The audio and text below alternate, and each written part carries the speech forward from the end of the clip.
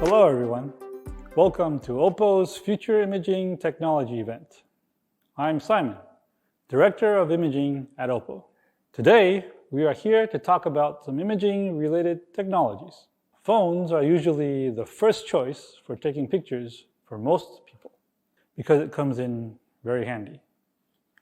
It's small, it's light, unlike the digital cameras, and most of all, pretty much everyone always has one with them. Some have two or three. It's the closest thing to capturing the good moments in life. Thus, it is a tech that we should continuously advance and invest. Now, in order to capture, we need to first let the camera see what to be captured. Now, brightness is the first thing that comes into the picture. We need to have enough light. Seeing something lets you know something is there, but not necessarily what is there. All right, so this brings in clarity. We need to have enough clarity to recognize what is there. Then comes in the color, which gives us the richness within a picture. Now, imaging technologies take a rather long life cycle to develop, especially those that are hardware related. They could go up to 18 months.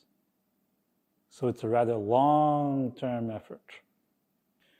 We have been investing heavily in imaging, starting from sensors to modules and to algorithms to give the users the desired imaging performance.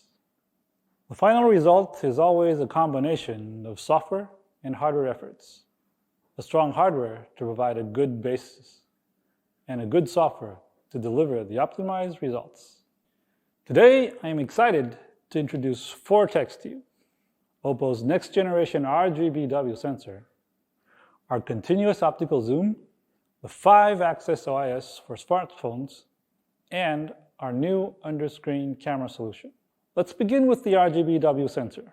As stated earlier, in order to see, we need to have enough light. The more light we get, the more information we have to play with. There are a number of ways to increase the amount of information. You could adjust the aperture, but would impact the depth of field. Or you could also choose a larger sensor, which you would then have to bring in a tall lens and could cause a thicker phone factor. So we decided to take a different approach. We did a mod with the original RGB sensor and changed the pixel array. The pixel array of the sensor contains 4 colors: red, green, blue, and white. This will significantly increase the amount of light the sensor is to receive. Now, 50% of the original pixels have been replaced with white pixels, along with some positioning changes. Now, we introduced this technology to R7 Plus back in 2015 with the IMX278 sensor. It greatly improved the shooting performance in relatively low light conditions. Now, at the same time, it also came in with some flaws. The Moore effect was bad. The color accuracy was also off. So we took this back to R&D. Now, as the photons went into the photodiodes, it leaked to the nearby pixels and caused the crosstalks between the photodiodes, which badly damaged the color performance. The new deep trench isolation now suppresses this crosstalk. You can see the blue barriers added between the photodiodes. The Moore effect is also greatly suppressed with the OPPO's quadrat pixel binning algorithm. Using the new pixel array with OPPO's quadrat binning algorithm together gives us enough color information to get the correct results, thus removing the need to guess calculate. The situation where we sometimes have missing colors mostly doesn't happen anymore. It is also to be mentioned that this time we put our algorithms inside the sensor. This should be the first time that a self-developed algorithm from a smartphone company has been embedded in a CMOS sensor. This greatly improves the cross-platform compatibility and imaging processing efficiency. Thanks to these innovations, 60% more light can be captured, and 35% of noise of signal ratio is improved. Now let us look at some engineering sample pictures. These pictures are taken at 35 lux. While preserving the purity, we were able to get a brighter and more detailed pictures from the Rgbw sensor. We will be commercializing this technology in the fourth quarter of 2021. Now let's move on to our next topic, our continuous optical zoom. Professional photographers with digital cameras have the option to mount lenses with different focal lengths, especially when it comes to distance shooting. Zoom lens that provide a range comes in handy. So we are trying to bring this convenience to smartphones. We did 10x hybrid optical zoom in Reno 10, and further on we did the second generation on Find X2 Pro. Now these cover the long ranges already. However, it leaves some space to be improved at the mid-range.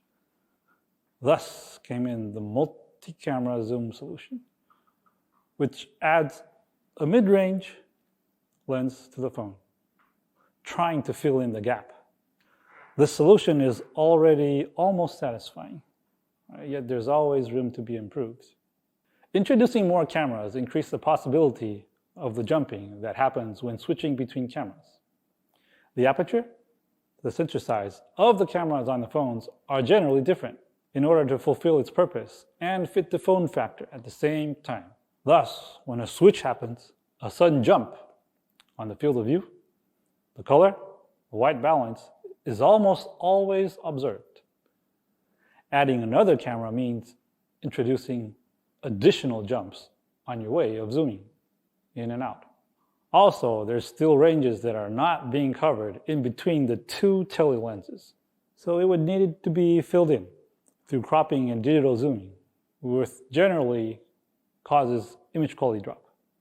Thus, it seems that putting zoom lens in a phone would be a very good idea. Now let us take a look at what we did. We could see now here the continuous optical zoom moving in action. First of all, we have replaced the conventional ball type motor solution with the long strobe position guiding shaft motor. This delivers a stable, precise, smooth, and most of all, a greater range of zoom. Then comes the prismatic OIS that provides imaging stabilization to help compensate the vibrations. And we have two ultra-thin, high-precision aspheric lenses, made of glass, of course, reducing light dispersion and reducing the module size. Now, OPPO's new zoom technology is able to support a continuous optical zoom equivalent to an 85 to 200 millimeter focal length. Throughout the entire optical zoom range, there is no need to switch between sensors. Now let's take a look at some engineering samples. Now this is on 3.8. If we look closely to the building, we could see that the blur area is slightly lesser on the continuous zoom. Then we have the 5.4. Okay, so the edges of the windows here are obviously a lot more clear. Then we have the 8.3. We have the tree leaves here. Obviously, a lot more detail is preserved. Now with this new continuous optical zoom powering the telelens, you get the smoothest experience, similar to what on a professional camera does. And you could capture everything you want to capture at any distance without image quality drop. Now let's talk about 5-axis OIS. Image stabilization is a very important and basic key element when it comes to taking pictures in everyday life. When you take out your phone to shoot, you are most likely holding it with your hands. Now handshaking coming from the moving to trigger the shutter, that would blur the picture. And additional blurs would come if you start chasing your dog, your kid, or anything four-legged. Now, OPPO first introduced the optical imaging stabilization on R9S in 2016, trying to compensate these vibrations. This did some help before you start chasing, but still has a big gap to what digital cameras can do. Digital cameras generally support 5-axis stabilization that covers angular blur, translational blur, and rolling blur. This provides powerful suppression of camera shake when chasing your dogs and kids. Now, conventional smartphone OIS could only compensate 2 axes. So given how powerful these professional systems are, again, we wanted to move this on a smartphone. We have brought to you a 5-axis OIS for smartphones. Now let's see how it's done. First, we have the lens shift. Then we have the sensor rolling. And finally, we have the sensor shift. And when we put them together, we got our 5-axis OIS. The compensation precision has been raised to 2 μs. We have a 65% increase on vibration compensation performance and a 70% improvement on getting usable pictures. The OPPO 5-axis OIS has a compact size. It allows a larger sensor to be used when fitting in phone factors, and it's power efficient. Now let's take a look at some engineering sample pictures. The shooter is actually running, chasing this skateboard guy. So it means the shooter and the shootee are both moving. Now from these pictures, we could see that the pictures are actually still pretty crisp. You don't see any ghosts or howling or anything. Then we have the videos. Again, the shooter is running here. He's chasing the skateboard guy. Okay, so we could see here that the shaking is very well suppressed.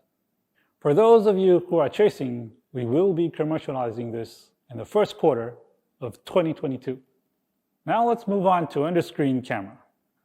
A few days ago, you may have noticed that we unveiled our next generation under-screen camera technology. To achieve a good experience of both display and selfie, we redesigned the subpixel array of the camera area of the panel. Now, the imaging algorithm also plays a crucial role in computing a well-lit portrait. OPPO's US Research Center has tailor-made a series of proprietary algorithms for the brand new under-screen camera solution. The algorithm includes diffraction compensation, dehaze, HDR, and auto-white balance. Tens of thousands of images have been used for training to ensure comprehensive and consistent results. Now let's take a look at some engineering sample pictures. From the sample photos, we could see that the whole picture appears clear and more natural looking, while the face in the image also appears more vivid. With OPPO's next generation under-screen camera, we have combined the best hardware innovation and algorithms to perfectly conceal the camera underneath the screen, providing a true full-screen experience. Good screen quality and camera image quality are both obtained. We believe this is the best under-screen camera solution so far.